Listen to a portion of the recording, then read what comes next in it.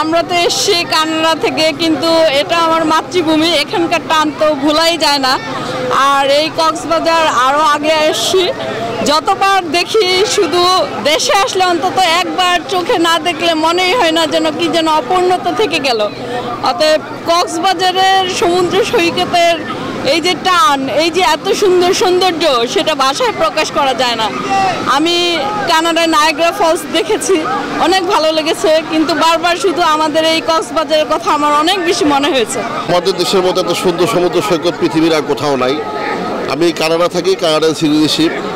আমি সপরিবার নিয়ে আসছি শুধু এই সমুদ্র সৈকতটা দেখার জন্য।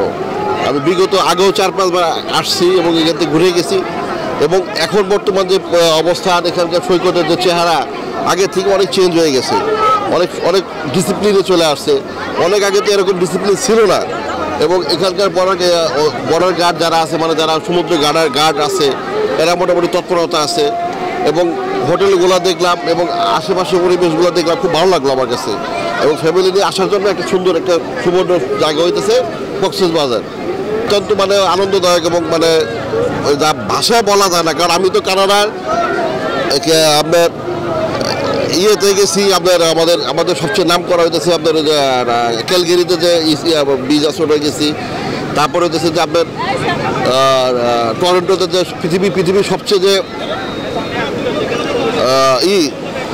নায়াগ্রা ফলস, আমি নায়াগ্রা ফলসও দেখছি। কিন্তু এই সমুদ্র সৈকতের মতো এত সুন্দর পরিবেশ, এত সুন্দর এই পৃথিবীর কোথাও নাই। সবচেয়ে বড় সমুদ্র সৈকত হচ্ছে এই জায়গায়।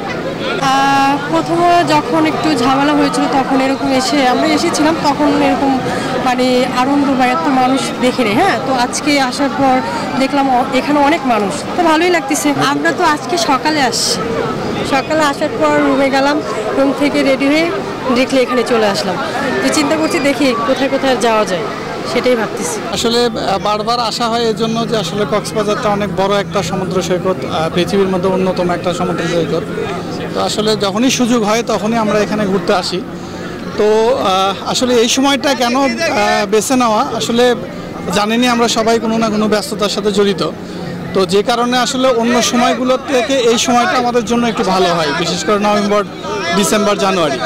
তো এই সময়টা আসলে সবাই একটু ফ্রি থাকি আমরা, এই জন্যই মূলত আসা। আর এই সময় অনেক লোকজন আসে, তো এটাও আসলে আমাদেরকে ভালো লাগে আর কি। আর অনেক মানুষ জড়ো হলে যে কোনো জায়গায় একটু আনন্দটা আমাদের বেশি হয়, এই মূলত। আর এই সমুদ্র দর্শন কেমন উপভোগ করছেন?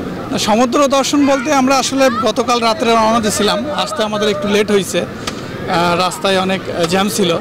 তো আমরা পৌঁছাতে একটু লেট হয়েছে, আমাদের 9টা-10টা বাজছে। তো উপভোগ করতেছি, ভালো লাগতেছে। আশা করি 2-3 দিন থাকবো আরও, তো আরও উপভোগটা আরও ভালোভাবে করতে পারবো ইনশাল্লাহ। কক্সবাজার তো মানুষ আসে মানুষকে দেখার জন্যই বা সমুদ্র উপভোগ করার জন্য, ভালোই লাগে। এই সময়টা আর কি একটু আবহাওয়া শুকনো থাকে, বৃষ্টি নাই, কাদা নাই, ঠান্ডা পরিবেশ, রোদের ভিতরে ভালো লাগে। আলহামদুলিল্লাহ অনেক ভালো, ফ্যামিলির সাথে আসছে, অনেক ভালো লাগতেছে। ভাড়া রিজনেবল, এই সময়টা যদিও এই সময়টা সিজন, তারপরেও রিজনেবল। এবার এসে দেখলাম খুবই রিজনেবল এবং সব হোটেল সব আন্তরিক, গেস্টদের প্রতি সব আন্তরিক সবাই।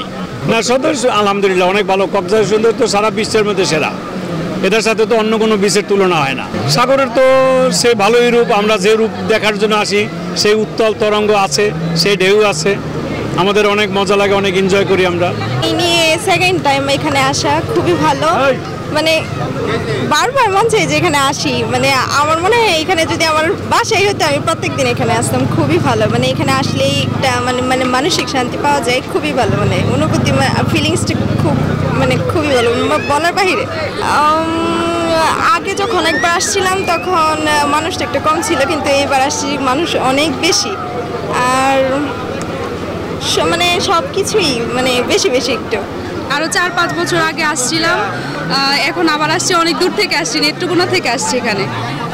অনেক ভালো লাগে আসলে, নেক্সট বছর আবার আসার ইচ্ছা আছে। ভালোই, কিন্তু আগে যে আসছিলাম তখন মানুষ একটু কম ছিল, এখন মানুষ একটু বেশি, এটাই।